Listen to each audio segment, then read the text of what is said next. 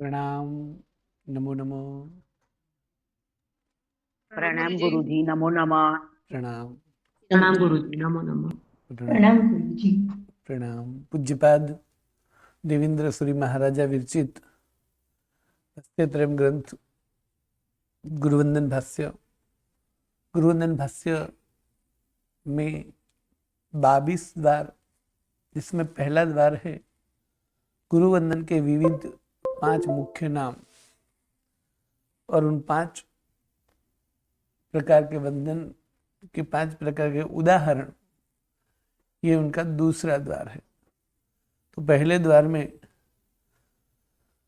5 प्रकार के नाम की विचारणा बताई, जिसमें बताया कि एक वंदन कर्म कि जिसमें प्रणाम आदि करना मुख्य बताकर उसको वंदन कर्म कहा गया है। और शीतलाचार्य जी ने पहले द्रव्य वंदन कर्म किया और बाद में भाव वंदन कर्म किया। जब द्रव्य वंदन कर्म किया तब भाव नहीं थे, किंतु सिर्फ भानिज मुनि को प्रतिबोधित करने के लिए, समझाने के लिए आवेश या तो गुस्से में किया। किंतु केवल ज्ञानी मुनि ने बताया कि ये तो द्रव्य है। फिर उन्हें पता चला कि ये तो केवली हो चुके हैं, तो फिर भाव से वंदन किया और उनको भी केवल ज्ञान हुआ। वंदन का दूसरा नाम बताया था चिति कर्म, यानी गुरु ने जो उपकरण आदि दिए हैं उनका अच्छी तरह से सेवन करना, सार संभाल करना, प्रतिलेखन आदि सब करना, वो सब जो है चिति कर्म नाम से कहा गया है, जिसमें सुल्लकाचार्य का दृष्टांत दिया गया कि छोटे मुनि भगवंत को आचार्य पद और गच्छ की सब सत्ता दे दी गई और उन्होंने वो सब कुछ संभाला भी, किंतु मोहिनी कर्म के उदय से उनको चारित्र छोड़ने के परिणाम आ गए, भाव हो गया चारित्र छोड़ने का। फिर भी सबके बीच में तो सब क्रियाएं सब आदि करते ही थे, किंतु एक दिन भागे भी। किंतु उद्यान में जाकर देखा तो लोग चंदन, नीम, अशोक, आम्र, पीपल, बरगद आदि पेड़ को छोड़कर खिजेड़े की पूजा कर रहे हैं। और पूछने पर पता चला कि पूर्व की पीढ़ी ने उन्हें बताया है कि उनकी पूजा करनी है। तो इन्हें भी मन में परिवर्तन भाव आया कि मुझे भी गुरु ने पदवी दी है, तो ये सब मुझे मान रहे हैं, वास्तव में मैं गुणियल नहीं हुआ। फिर वही हृदय परिवर्तन हुआ और वापस आ गए, प्रायश्चित किया। तो पहले द्रव्य चिति कर्म हुआ, बाद में भाव चिति कर्म हुआ। तीसरे नंबर में है कुर्ति कर्म, यानी गुरु को वंदन आदि करते हुए सुख साता आदि पूछना, उसके शरीर की स्वस्थता आदि पूछना, उसे कृति कर्म कहे। नमन वगैरह क्रिया करना एवं उनकी शारीरिक साल संभाल आदि की पृच्छा करना, उन्हें कृति कर्म कहा जाता है। पर उनकी बात करते हुए कहा कि वो कृष्ण और विरक्त सालवी जी ने किया। कृष्ण महाराजा वासुदेव है, 3 खंड के अधिपति हैं, अनेक उनके संतान यानी लड़के और लड़कियां हैं। सभी को यही प्रश्न पूछते ही युवान होते, तुझे दास बनना है या राजा, या तो दासी बनना है रानी। राजा और रानी जो आप जो भी दे, उन्हें संसार में गुलामी ही गुलामी है। केवल और केवल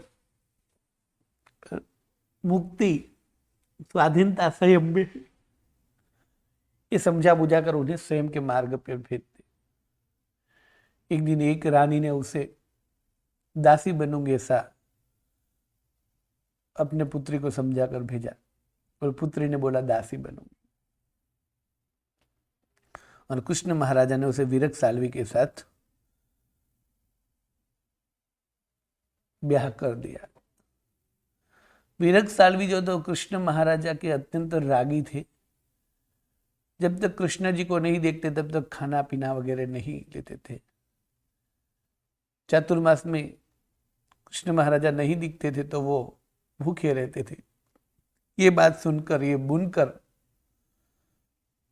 विरक्त साल्वी जो साल्वी के लड़के हैं यानी बुनकर के लड़के, फिर भी उन्हें बड़ा पद भी मिला है और फिर उन्हें राज्य में कहीं भी आने जाने की अनुमति भी दी है। तो वहीं अपने प्रिय ऐसे विरक्त साल्वी के साथ उन्होंने अपनी बेटी का ब्याह कर दिया और कहा कि उन्हें अत्यंत काम करवाना। फिर जिस लड़की ने बोला था कि मैं दासी बनूंगी, उनको यह कठोर लगा और वापस उन्होंने ये संसार छोड़कर स्वयं लिया। जब ऐसे कृष्ण महाराजा को जब पता चला कि नेमिनाथ परमात्मा आए हुए हैं अपने शिष्य परिवार के साथ, तब वो नेमिनाथ प्रभु का गिरनार पर्वत पर आगमन जानकर कृष्ण महाराजा भी वहां वंदन करने गए हैं। साथ में विरक्त साल्वी यानी स्वयं का जामाता भी बोल सकते हैं और प्रिय व्यक्ति भी बोल सकते हैं। कृष्ण महाराजा ने वंदन करने की भावना व्यक्त की। विरक्त साल्वी भी कृष्ण महाराजा को प्रिय थे, इसलिए कृष्ण महाराजा को प्रिय लगे। इस हेतु से उन्होंने भी वंदन करने की भावना को मान सम्मान दिया और वो भी साथ में चले। अब वंदन करने आए। हमारे यहाँ भी होता है ना, कई सारे यात्रा में, कई सारे दर्शन में, कई सारी क्रिया में जैसे सामयिक हमें करना अच्छा नहीं लगता है, उदाहरण के तौर पे जैसे कह दो, किंतु दादी सा को सामयिक बहुत प्रिय है तो दादी सा की तिथि पर सबको सामयिक करना है तो मुझे भी सामयिक करना पड़ेगा। हमें पूजा अच्छी नहीं लग रही किंतु पिता को पूजा प्रिय है और पिता का जन्मदिन है तो पिता को अच्छे लगे इसलिए पूजा अच्छी लगती है और पूजा करते हैं। उसी तरह कई सारे नियम ऐसे हैं कि हमारे प्रिय व्यक्ति को अच्छे लगते हैं इसलिए वो हम करते हैं, क्यों? ताकि प्रिय व्यक्ति को मन में दुख न हो। उसी प्रकार यहां भी साधु को वंदन आदि करना, उसकी सुख साथ आदि पूछना, वो सब भाव कृष्ण महाराजा को है। किंतु विरक्त साल्वी भी उनके प्रति प्रेम के कारणों के साथ में वो भी आए। अब सभी महात्माओं को कृष्ण महाराजा ने वंदन किया। 18,000 साधुओं को वंदन किया। अब कृष्ण महाराजा ने एक दिन में 18,000 साधुओं को वंदन कैसे किया होगा, वो कैसे मानना, वो सब विषय की चर्चा अलग आती भी है। किंतु यहाँ मुख्य बात यह है कि कृष्ण महाराजा ने उन सब परिवार को वंदन किया और कृष्ण महाराजा को अत्यंत थकान महसूस हुई। और प्रश्नोत्तरी में कृष्ण महाराजा को मालूम हुआ कि वंदन करते करते शाही क्षम्य की प्राप्ति, 4 नरक की समाप्ति और तीर्थंकर नाम कर्म का उपार्जन कृष्ण महाराजा को हुआ है। 3 महान लाभ नमन, वंदन, साधु भगवंत आदि को साथा पूछने की आराधना से हुआ। जो सब कुछ कृष्ण महाराजा ने किया वो सब कुछ विरक्त साल्वी ने भी किया, किंतु विरक्त साल्वी को इतना लाभ नहीं हुआ क्योंकि वो सिर्फ अनुकरण कर रहे थे कृष्ण महाराजा के लिए। तो कृष्ण महाराजा को 18,000 साधुओं को जो वंदन किया वो भाव वंदन यानी भाव कृति कर्म हुआ, जबकि विरक्त साल्वी जी ने किया वो द्रव्य कृति कर्म हुआ। तो वंदन का पहला नाम है वंदन कर्म, जिसमें स्तवना प्रणाम आदि मुख्य बताया है। वंदन का दूसरा नाम कहा गया चिति कर्म, जिसके अंदर उपकरणों की साल संभाल प्रतिलेखना उपयोग आदि करना वो बताया गया है। तीसरा नाम है कृति कर्म, यानी नमस्कार प्रणाम आदि क्रिया करना और गुरु जो है उसके शारीरिक संभाल आदि रखना, उसकी पृच्छा करना, उसे कृति कर्म बोलेंगे। फिर चौथे नंबर पे पूजा कर्म।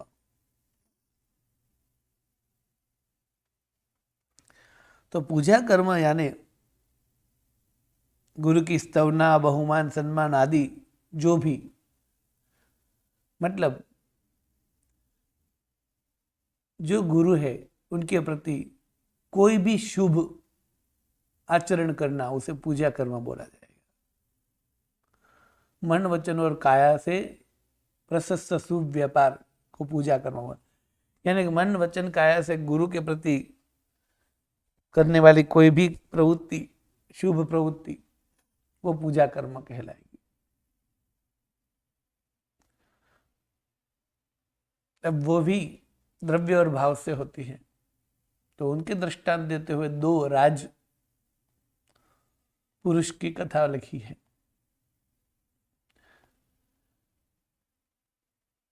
विनय कर्म चौथा नंबर में है, विनय कर्म। और विनय कर्म यानी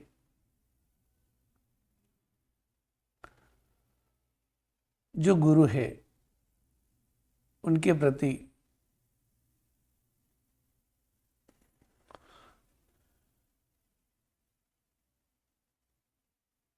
प्रणाम, विनय, अभ्युत्थान आदि होना।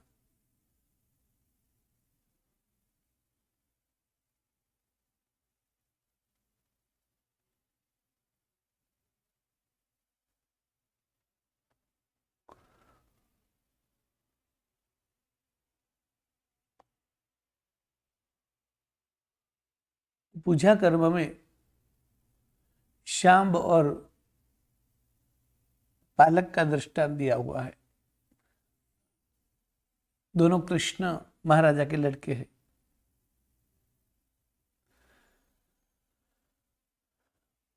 तो द्वारिका नगरी के अधिपति श्री कृष्ण महाराजा है, उनके अनेक पुत्र हैं, जिसमें शांब, प्रद्युमन, पालक आदि अनेक पुत्र है।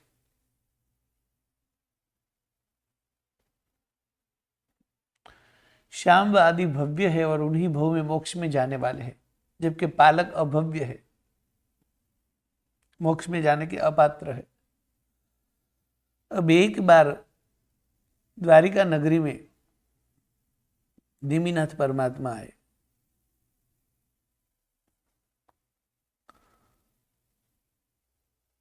और नेमिनाथ परमात्मा जब आए तब कृष्ण महाराजा ने कहा कि जो भी पुत्र, 2 पुत्र थे उसमें से दोनों को बताया कि जो कल सुबह नेमिनाथ परमात्मा को सबसे पहले वंदन करेगा उन्हें मैं इनाम में अश्वरत्न प्रदान करूंगा। जो भी सबसे पहले जाएगा उन्हें मैं अश्वरत्न आदि प्रदान करूंगा। अश्वरत्न का अर्थ है श्रेष्ठ घोड़ा। अब दूसरे दिन इनाम पाने के लोभ में सबसे पहले उठकर अश्व पर सवार होकर नेमिनाथ प्रभु के पास पहुंच गए और वंदन कर लिया। किसने? पालक ने। जबकि श्याम कुमार ने शैया से उठकर वहीं पर बैठकर हाथ जोड़कर भावपूर्वक नेमिनाथ प्रभु को वंदन किया।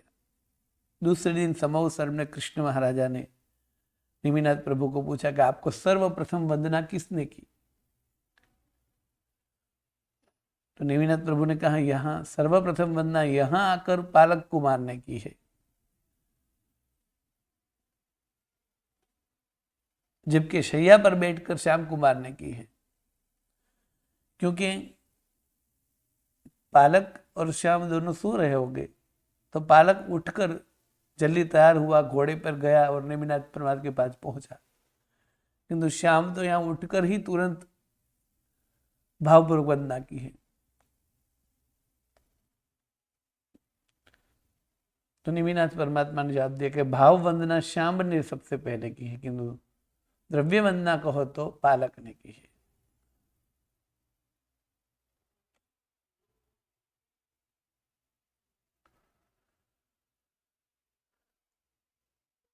फिर पांचवा प्रकार है विनय कर्म। वहां दो राजसेवक का दृष्टांत दिया है कि एक बार किसी राज्य में राजा के दो सेवक थे, उनके बीच में कोई झगड़ा हो गया नगर की सीमा के विषय में, यानी जमीन जायदाद के बंटवारे में, कि यह लकीर तक ये जगह है आदि। और यह विवाद जो है वो पूरा राज दरबार में गया, यानी उनका न्याय अब राजा करेगा, तय हो गया। अब दोनों जो है राज्य में रहने वाले वो राजसेवक, वो दोनों न्याय पाने के लिए राज दरबार में जा रहे थे। तभी हुआ यूं कि रास्ते में उन दोनों ने किसी त्यागी तपस्वी संयमी साधु भगवंत को ध्यानस्थ अवस्था में देखा।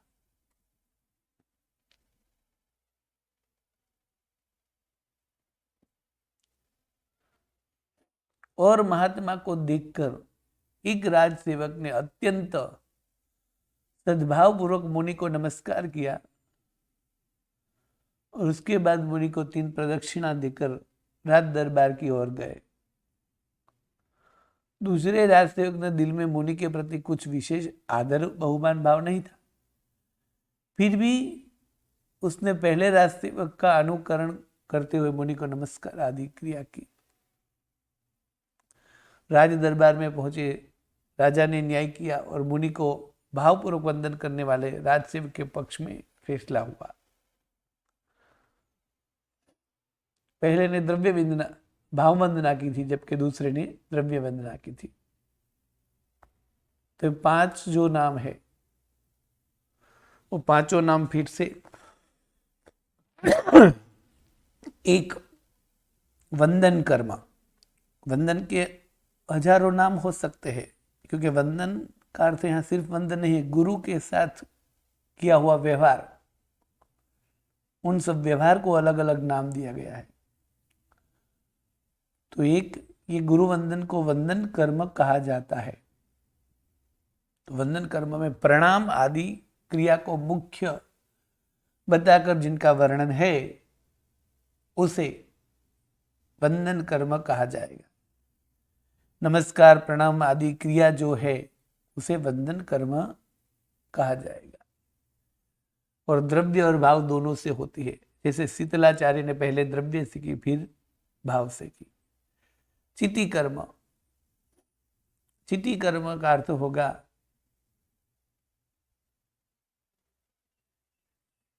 कि रजोवरण आदि उपधि गुरु ने जो दी है, उस गुरु संबंधी रजोवरण उपधि की प्रतिलेखना आदि साल संभार आदि करना, वो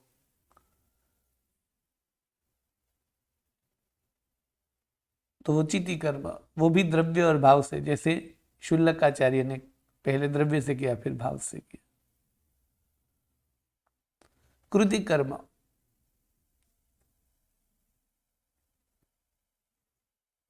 मोक्ष के उद्देश्य आदि से नमस्कार आदि की क्रिया आदि करना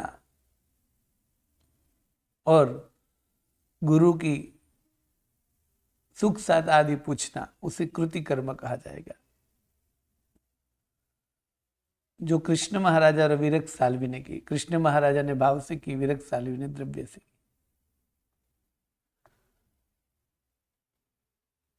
पूजा कर्म, मन वचन काया से गुरु के प्रति कोई भी शुभ प्रवृत्ति, बाकी की सभी कोई भी शुभ प्रवृत्ति को पूजा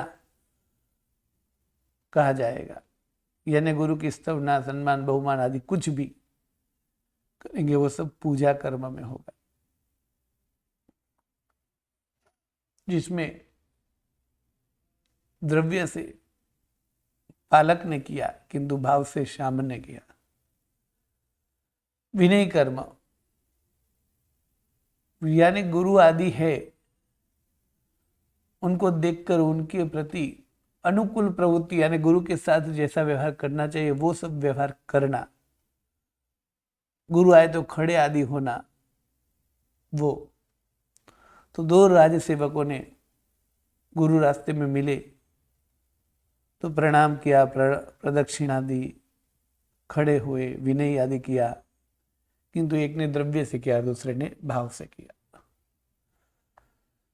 तो यहाँ इस प्रकार गुरु वंदन के 5 नाम जो है वो कौन से है? तो वंदन कर्म, चिति कर्म, कृति कर्म, पूजा कर्म और विनय कर्म, ये 5।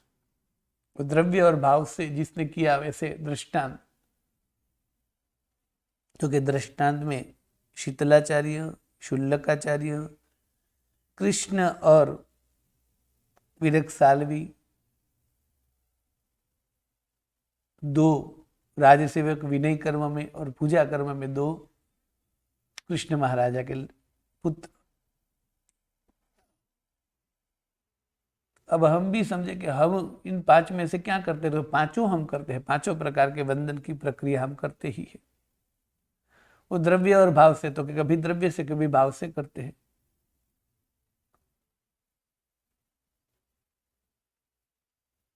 जैसे प्रणाम, नमन, फिटा वंदन आदि जो किया उन्हें वंदन कर्म कहे। तो भाव से यदि करते हैं तो भाव वंदन हुआ, किंतु मात्र करने हेतु करते हैं तो द्रव्य वंदन हुआ। इसी प्रकार गुरु की स्तवना आदि, बहुमान आदि करते हैं तो विनय कर्म, पूजा कर्म आदि होगा। इसी प्रकार प्रतिलेखना आदि करते हैं, उपकरण आदि का उपयोग आदि करते हैं तो चिति कर्म हुआ। तो 5 वंदन के नाम बताए, और नाम 5 प्रकार के क्यों है? तो कोई ना कोई क्रिया को प्रधान रख के 5 क्रिया बताई है, और उनके दृष्टांत एक दिए कि ये जो किया वो सब कर तो रहे थे किंतु द्रव्य से थे या भाव से, वो बताया। जैसे शीतलाचार्य ने पहले वंदन में भी वंदन ही किया है, हाथ जोड़े हैं, झुके हैं आदि सब कुछ किया है, किंतु भाव नहीं था, इसलिए वो द्रव्य वंदन था। फिर दूसरी बार जब किया तो भाव वंदन हुआ। इसी तरह चिति कर्म की बात करें तो शुल्लकाचार्य ने जब दीक्षा छोड़ने की विचारणा आई तब उसके बाद में भी, मतलब मन में स्वयं के प्रति कुछ भाव नहीं है, फिर भी जो अनुसरण किया, यानी प्रतिलेखना की होगी, सार संभाल ली होगी, सभी उपकरण का उपयोग जो किया होगा सब किया होगा सबके बीच में, किंतु तब उसको वो जो गुरु ने पद दिया उसके प्रति भावना आदि नहीं है, क्योंकि तब उनको स्वयं छोड़ने की भावना है। वो सब कुछ कर रहे हैं फिर भी कुछ नहीं कर रहे हैं भाव से। और फिर जब उद्यान से वापस आते पश्चाताप कर गए, उनके बाद में जो भी किया वो भाव से किया है। उसी तरह विरक साल्वी और कृष्ण महाराजा में जो चीज कृष्ण महाराजा ने पूछी, वंदना आदि की, सुख सात आदि पूछा की, या तो ऐसे बोले कि मोक्ष के हेतु से नमस्कार आदि क्रिया की, वो सब कृष्ण महाराजा ने किया और उनका लाभ भी उनको मिला। जबकि विरक साल्वी जी ने सिर्फ कृष्ण महाराजा को अच्छा लगे इस भाव को मुख्य करके किया। उसी तरह 2 राजसेवक के दृष्टांत में भी दोनों राजसेवक ने गुरु के प्रति अनुकूल व्यवहार किया है, यानी किसी भी दोनों में से एक भी राजसेवक ने गुरु को देखकर पत्थर उठाया है, मारा है, ऐसा कुछ नहीं किया। दोनों की बात कहे तो दोनों ने उसको प्रणाम किया है, प्रदक्षिणा दी है, किंतु एक ने भाव से किया, दूसरे ने द्रव्य से किया। इसी तरह पूजा कर्म की विचारणा करें तो उसमें भी श्याम और पालक की बात करें तो पालक ने भी वहां जाकर निमिनाथ परमात्मा को वंदना आदि किया है, किंतु उनके पीछे केवल और केवल उनकी भावना है कि मुझे अश्वरत्न मिल जाए, सबसे पहले जाकर वंदना करनी है, सबसे पहले पहुंचना और अश्व लेना है उसका ध्येय है, वंदना करना है उसका ध्येय नहीं है। तो ये द्रव्य हुई। जबकि श्याम ने उठकर सुबह उठते ही प्रभु वंदनीय है और परमात्मा को मैं नमस्कार करता हूँ, ऐसे वहां रहते हुए वंदन किया। और परमात्मा केवल ज्ञानी थे। एक का वंदन तो समोवसर में परमात्मा ने तो देखा ही था, बाकी सभी ने भी देखा था। जबकि नगरी में, राजनगर में रहे हुए शैया में बैठे बैठे जो वंदन किया वो प्रभु केवली थे, उन्होंने सब देखा था। इस प्रकार पहले द्वार में वंदन के 5 प्रकार के नाम, वंदन कर्म, चिति कर्म, कृति कर्म, पूजा कर्म और विनय कर्म, और उनके दृष्टांत दूसरे द्वार में। अब तीसरे द्वार में कहते हैं कि ये जो वंदन है वो कोई भी वंदन हमारा भाव वंदन होना चाहिए। ये दृष्टांत और नाम देकर क्या कहना चाहते हैं, यानी हम साधु संत के प्रति जो भी आचरण करे वो भाव से करे, चाहे वो प्रणाम करना हो, चाहे सुख साता पूछना हो, चाहे उनका कोई कार्य करना हो, चाहे गोचरी बोलना हो, कुछ भी करे तो उनमें अत्यंत भाव विभोर होकर करना है। तो ये सब हमारे वंदन, सुख साता, भक्ति, व्यावच वो भाव होगा। अब तीसरे और चौथे द्वार में ये बताते हैं कि ये वंदन जो है खास तौर से ये जो द्वादशावर्त वंदन है वो, किंतु द्वादशावर्त वंदन के उपलक्षण से पंचांग प्रणिपात वंदन आदि भी, ये वंदन के योग्य कौन है और अयोग्य कौन है, मतलब कि वंदन किसे करना चाहिए और किसे नहीं करना चाहिए। वैसे कोई भी साधु संत आदि मिले तो उसे मत्थे वंदा में तो पहले ही मुलाकात में करना वो विनय और औचित्यता है। किंतु अब ये अवंदनीय द्वार क्यों बता रहे हैं, ताकि मुख्यतया यह अवंदनीय द्वार जो है वो साधु साध्वी जी भगवंत के लिए है, एवं जो उच्च प्रकार के श्रावक आचार जो पालन करते हैं उनके लिए भी ये बताया है। और ये बताने के पीछे का कारण हमें बहुत गंभीरता से याद रखना है कि अवंदनीय साधु को निंदा करने के लिए, उनका तिरस्कार करने के लिए, उनके प्रति दुर्भाव करने के लिए ये द्वार नहीं बताया है। किंतु मुख्यतया हमारे गुणों का विकास हो जाए, या तो जो भी साधु साध्वी जी भगवंत है उन्होंने जो संयम लिया है उनके पीछे का हेतु है उसके आत्मा का कल्याण हो जाए, उस हेतु के लिए पहले बताते कि अवंदनीय कौन है। यानी यदि हमें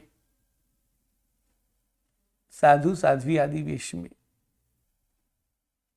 ऐसे दुर्गुण आदि जीव दिखाई दे तो भी उनके प्रति दुर्भाव, तिरस्कार आदि तो करना ही नहीं है, किंतु उनके दूर रहने की बात, उनसे ये वंदन व्यवहार आदि नहीं करने की बात की यह है कि फिर हम उनको वंदन करें, उसके दुर्गुण देखें तो ये बराबर नहीं है। इसलिए यहां ये बताया है कि ऐसे ऐसे दुर्गुणी जो हैं वो जीव वंदनीय नहीं कहला सकते। और इसके पीछे का एक कार्य ये भी है कि हमें अवंदनीय द्वार पढ़ते हुए मुख्यतया ये ध्येय तय करना है कि हम जब स्वयं स्वीकारेंगे तो अवंदनीय के लिस्ट में नहीं आना चाहिए हमारा स्वयं जीवन। ये मुख्य ध्येय है। यह अवंदनीय बताकर समाज में जो भी साधु संत है उसमें कौन अवंदनीय है वो शोधने के लिए द्वार नहीं है। तो यहाँ 5 प्रकार के स्वरूप का वर्णन किया। यदि ये स्वरूप है तो वो जीव वंदनीय नहीं कहलाएगा। तो अवंदनीय ऐसे 5 पासत्थो ओसन्नो कुशील संसत्तो आहा छंदो दुग दुगति दुगणि गविहा अवंदनिज्जा जीणमयम्मी। अर्थात 5 प्रकार के दुर्गुण यदि देखने मिले तो उन्हें अवंदनीय है, यानी उनसे थोड़े दूरी रहकर बाकी के महात्मा के प्रति सद्भाव की भावना रखनी है। और दूसरी बात, ऐसा दिखने के बाद भी किसी साधु की निंदा करने की तो छूट दी ही नहीं है। अवंदनीय द्वार जो है वो ये दर्शाता है कि हम जब साधु बने तो हमें कैसा जीवन जीना है, यानी हम अपात्र तो नहीं है ना, ये ढूंढने के लिए। और दूसरी बात कि हम अवंदनीय अपात्र या तो दुर्गुण के सत्संग में रहकर हमारे जो सद्गुण है उनका नाश तो नहीं कर दे रहे हैं, इसलिए सिर्फ उनसे द्रव्य दूरी रखने के लिए ये द्वार बताया है। बाकी भाव से तो हमारे यहाँ है ना सब सिद्ध स्वरूप है, किंतु फिर भी व्यवहार की बात करें तो किस लिए, तो गुण की प्राप्ति के लिए हम निमित्तवासी जीव है। और निमित्तवासी जीव होने के कारण यदि कोई भी दुर्गुण दिखे तो हम तुरंत भले ही वंदन करने के बावजूद भी उसके दुर्गुण पूरे दिन बोलते रहते हैं। जैसे अभी भी कई सारे लोग ऐसे होते हैं, महात्मा को वंदन तो करते फिर बाद में कुछ भी वहां देख लेते हैं तो तुरंत एक संत के दूसरे संत के साथ कंपैरिजन करने लगते हैं। साधु को ऐसा थोड़ा करना चाहिए, वैसा थोड़ा करना चाहिए आदि चर्चाएं करने लगते हैं। तो मतलब ये हुआ कि जो थोड़ी देर पहले वंदन किया उस वंदन द्रव्य वंदन ही हुआ, क्योंकि उस वंदन करते समय हमें उनका गुण कहाँ याद आया, नहीं आया है। और उसी समय भी हम वंदन तो करते रहते, फिर भी मन में तो ऐसा भाव नहीं आता है वंदन का, क्योंकि उसके दुर्गुण हमें याद आने लगते हैं या तो उनकी क्षति हमें याद आने लगती है। तो पहले तो किसी भी साधु की क्षति देखना वो हमारा अधिकार आदि नहीं है, वो उनका गुरु का अधिकार आदि है। तो फिर भी यहाँ क्यों नहीं लिखा, तो क्या हर एक श्रावक श्राविका की भावना होती कि वो श्रमण बने, और वो जब श्रमण बने तब कैसे गुरु पसंद करे, कैसे गुरु के सानिध्य में रहे और स्वयं भी कैसे गुरु बने, उसके लिए अवंदनीय नाम का द्वार बता दे, जिसमें 5 प्रकार के साधु का वर्णन किया है। यदि ऐसा जीवन है तो वो वंदन के अयोग्य है, किंतु यहाँ कहीं भी नहीं लिखा है कि वो निंदनीय है, यानी निंदा करने की तो छूट कहीं दी ही नहीं है। तो अवंदनीय ऐसे 5 प्रकार कौन से, तो 1 पासत्थ, 2 अवसन्न, 3 कुशील,